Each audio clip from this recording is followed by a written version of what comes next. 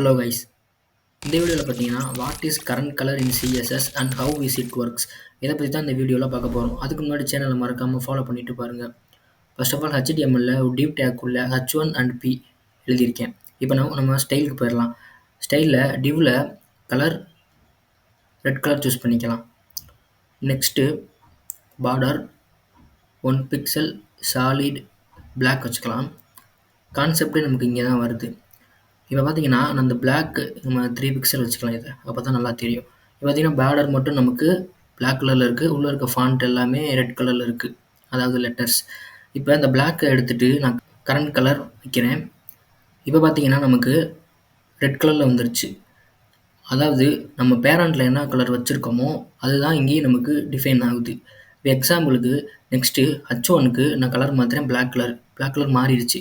இதுவே நான் கலர் எதுவும் டிஃபைன் பண்ணாமல் வெறும் கரண்ட் கலர் மட்டும் கொடுக்குறேன். இப்போ பார்த்தீங்கன்னா நமக்கு ரெட் கலர் மாறிடுச்சு. இதுதான் பார்த்தீங்கன்னா பேரண்ட் கலரை எடுத்திருக்கு. இந்த வீடியோ பிடிச்சிருந்தா மறக்காமல் ஃபாலோ பண்ணிவிட்டு பாருங்கள்.